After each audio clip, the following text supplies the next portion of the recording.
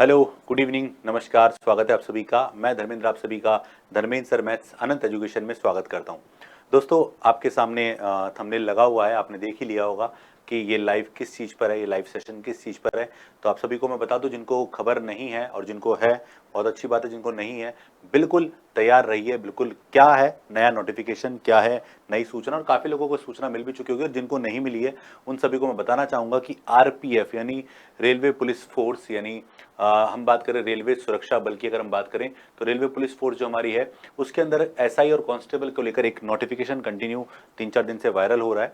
और उस नोटिफिकेशन की सच्चाई क्या है, उसके बाद क्या क्या हो सकता है, क्या नहीं हो सकता, फेक है कि रियल है, तो उन सब चीज़ों पर डिस्कस हम करने वाले हैं। बहुत ही शानदार अगर मैं कहूँ तो ये न्यूज़ है, और इस न्यूज़ से एक अनुमान तो लगाया जा सकता है कि अगले साल तक कोई ना कोई बड़ी वैकेंसी आपको देखने को मिल जाएगी। कितनी पोस्ट रहेंगी, क्या रहेगी, तो इन सब पर आज के सेशन में हम बात करने वाले हैं। एग्जाम पैटर्न क्या रहेगा अगर आती है वैकेंसी, सिलेबस क्या रहेगा, फिजिकल क्या होगा, योग्यता क्या होगी, एलिजिबिलिटी, एज वगैरह, यानी ये सब चीज़ों पर हम डिस्कस करने वाले हैं प्यारे साथियों। तो बिल्कुल, और फॉर्म कब तक आएगा, क्या ये नोटिफिकेशन वैलिड सही है या गलत है, वो सब चीज़ों पर हम चर्चा करने वाले हैं। तो एक बार जितने भी साथी हैं फटाफट से एक बार जुड़ जाइए, और बिल्कुल इस सेशन को आप शेयर भी कर सकते हैं। तो इंपॉर्टेंट चीज़ क्या है, जो भी बच्चे पुलिस पुलिस में भर्ती पुलिस में जाना चाहते हैं, यानी जैसे हम बात करें राजस्थान पुलिस की, अगर हम बात करें जो कि हमारे यहाँ इस बार सीईटी के थ्रू हुआ था, लेकिन हम बात करें रेलवे पुलिस फोर्स की बात करें, अभी तक वो सीईटी के थ्रू नहीं होता है। यानी इसका मतलब अगर ये रेलवे पुलिस फोर्स की जो वैकेंसी है, अगर ये बिल्कुल ऑथेंटिक है, बिल्कुल सही न्यूज़ है, वैसे तो मैं आपको बताऊंगा ऑथेंटिक है और क्या ऑथेंटिसिटी है इसकी, तो वो आज हम इस पर डिस्कस करेंगे। थोड़ा सा ज़्यादा देर बड़ा सेशन नहीं है, पर छोटा सा सेशन है। और मैं आपसे कहना चाहूँगा, पूजा जी नमस्कार, जो भी साथी एक बार जुड़ सकते हैं वो फटाफट से एक बार लाइव सेशन में जुड़ जाइए और क्लास को शेयर भी कर सकते हैं। तो दोस्तों, आज के सेशन में हम बात करने वाले हैं कि जाने कब तक आएगा फॉर्म। जी हाँ, और जैसे ही इसके साथ साथ एसएससी जीडी को भी लेकर हम डिस्कस कर सकते हैं। दोनों चीजें आपके सामने एक बड़ी भर्ती लेकर आने वाली है। इसके अलावा एनटीपीसी का एक नोटिफिकेशन वायरल हो रहा है, थोड़ा सा उसकी सच्चाई जानकर उस पर भी एक वीडियो बनाया जाएगा। ठीक है, तो रेलवे के अंदर जो साथी जाना चाहते हैं, चाहे वो एनटीपीसी को लेकर हो, चाहे रेलवे पुलिस फोर्स की बात करें, तो मैं अभी बात करने वाला हूँ पुलिस को लेकर। तो यहाँ पर हम सब चीजें डिस्कस करने वाले हैं। सबसे पहले उस नोटिस को देख लेते हैं बच्चों। वो नोटिस जो है वो क्या है कि रिक्रूटमेंट जो होने वाला है उसके लिए क्या नोटिस जारी हो रहा है। ठीक है, तो यहाँ पर एक ऑर्डर वायरल हो रहा है। उस ऑर्डर में जो लिखा हुआ है, मेंशन है, वो मैं थोड़ा सा आपको समझाना चाहूंगा कि यहाँ पे लिखा हुआ है, यहाँ पर लिखा हुआ है कि अगर यहाँ पर हम बोले कि पहले जो एग्जाम होता था इंस्पेक्टर और कांस्टेबल की इनिशिएटेड, उसके लिए जो पोस्ट है वो इनिशिएट हुई है।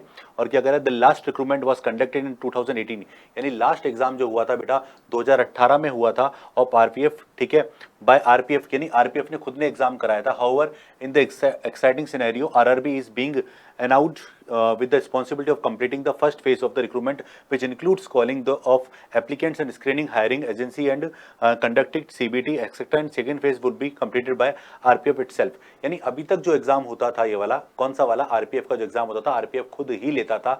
लेकिन अभी तक जो अभी नया सिनेरियो ये जो तैयार हो रहा है उसके हिसाब से अगर ये कहना चाहें तो हम कह सकते हैं कि यहाँ साफ लिखा हुआ है कि जो फेज फर्स्ट होगा, जिस फर्स्ट फेज में हम क्या बात करें, चाहे आपका एप्लीकेशन लेने की बात हो, चाहे स्क्रीनिंग की बात हो, चाहे कोई एजेंसी जिससे वो एग्जाम कंडक्ट कराती है उसकी बात की जाए, या फिर हम बात करें रिक्रूटमेंट कराने का जो पूरा प्रोसीजर है, वो अगर हम बात करें तो वो यहाँ पर खुद कौन करने वाला है, यहाँ पर वो करेगी, कौन करेगा, रेलवे, आरआरबी करेगा।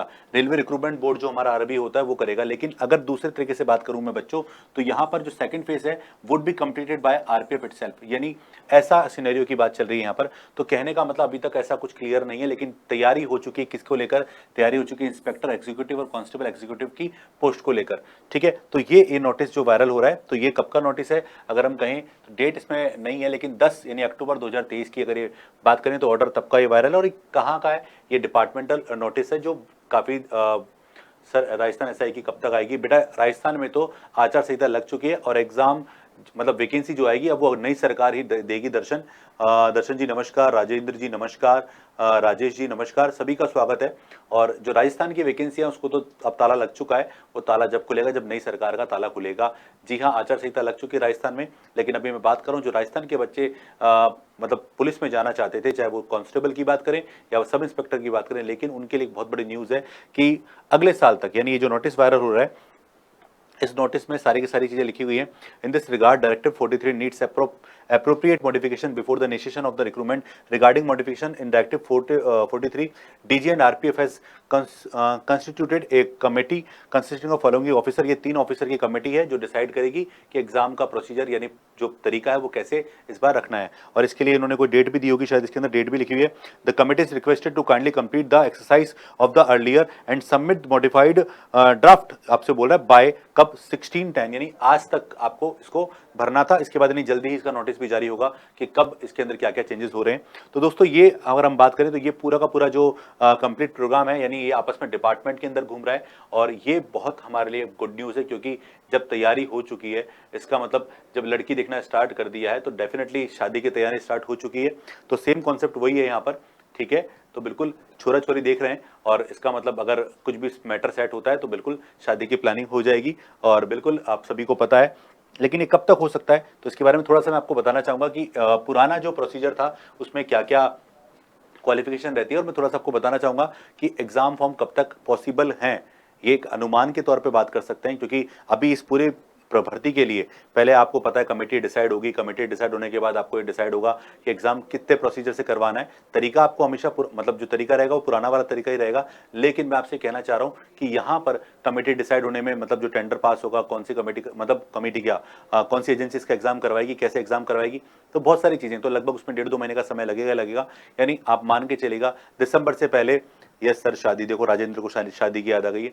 तो ये इस साल मैं अगर कहूँ ये इस साल तो के लास्ट तक मुश्किल ही एग्जाम होगा, लेकिन अगले साल की नई मतलब अगले साल शुरुआत में, नए साल में शुरुआत में आपको ये भर्ती देखने को मिल सकती है। आरपीएफ की काफी टाइम से चर्चा भी चल रही थी, तो डिपार्टमेंटल न्यूज भी आ चुकी है। तो मैं आपको बता दूं जो भी तैयारी करने जा रहे हैं साथी, एजुकेशन क्वालिफिकेशन क्या होनी चाहिए, तो सब इंस्पेक्टर के लिए आपका ग्रेजुएट होना जरूरी है। जी हाँ, ग्रेजुएशन का होना जरूरी है, फिर आप चाहे साइंस कॉमर्स और आर्ट्स किसी भी फील्ड से हो, लेकिन ग्रेजुएशन का होना जरूरी है।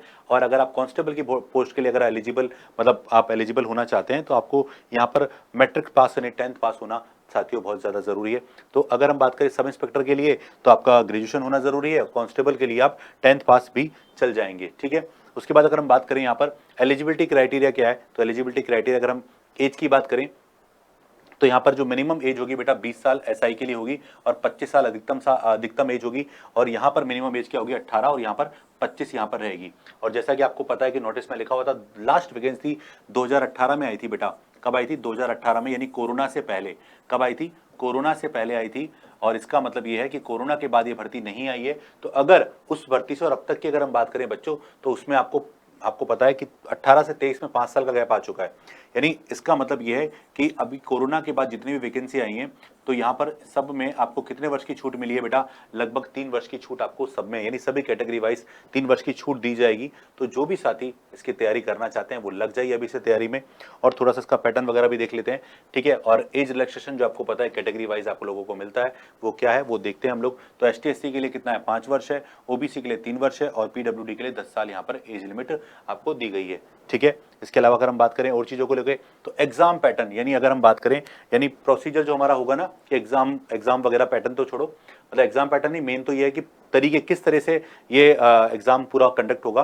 तो कुछ फेसेस में होगा, जैसे कि सबसे पहले CBT होगा, कंप्यूटर बेस्ड टेस्ट होगा यहाँ पर, ठीक है। देन फिजिकल होगा, फिर उसके बाद मेडिकल होगा, उसके बाद DV होगा, यानी 4 स्टेप्स में आपका एग्जाम कंडक्ट कराया जाएगा। और उसके बाद अगर हम देखें आगे तो ये सबसे इंपॉर्टेंट पार्ट है, क्योंकि आपको पता है कि सबसे पहले रिटन टेस्ट होता है, ठीक है। तो यहाँ पर CBT टेस्ट होगा, और CBT टेस्ट में जो भी, जैसे कि हम बात करें NTPC की अगर हम बात करें, सर राजस्थान पुलिस का फिजिकल होगा या नहीं होगा ना, शायद उसके कुछ दिनों में डेट भी आने वाली है फिजिकल की, सुना तो यही था। बाकी तो अब देखते हैं क्या होता है, क्योंकि सरकार ने अब सब कुछ स्थगित करना स्टार्ट कर दिया, पर जैसे भी होगा जल्दी होगा, ठीक है। अब देखो इसको मेन चीज जो हमारी है कि मार्क्स डिस्ट्रीब्यूशन कैसे होने वाला है, किसमें RPF के अंदर, रेलवे की कोई भी एग्जाम हो आपको ये सब चीजें देखने को मिलेंगी। देखो यहाँ पर क्या क्या है बेटा, 50 क्वेश्चन है, 50 क्वेश्चन किसके? जीके के, जनरल अवेयरनेस के, इसमें साइंस भी आपको मिलेगी, इंक्लूड होगी, और 50 नंबर का पेपर होगा। इसके बाद अर्थमेटिक की बात करें तो अर्थमेटिक बेटा 35, यानी मैथ्स के जो 35 क्वेश्चन आएंगे 35 मार्क्स के आपको मिलेंगे। यानी मैथ्स तो इंपॉर्टेंट रोल प्ले करता है। रीजनिंग की अगर बात करें, रीजनिंग की बच्चों, तो रीजनिंग यहाँ पर 35 क्वेश्चन है, और 35 मार्क्स के यहाँ पर 35 मार्क्स के क्वेश्चन होंगे। तो ये कुल मिलाकर आप देखेंगे तो कुल मिलाकर अगर हम बात करें 120 क्वेश्चन यहाँ पर हो जाते हैं, 35 और 50 70 120 क्वेश्चन हमारे हैं यहाँ पर, और 120 मार्क्स के यानी 120 नंबर का आपका पेपर होगा प्यारे बच्चों। और यहाँ पर 120 यानी कितने मिनट का टाइम मिलेगा आपको, 90 मिनट्स का आपको टाइम मिलेगा एग्जाम के अंदर, यानी 1 मिनट से कम समय मिल रहा है आपको एक क्वेश्चन करने के लिए।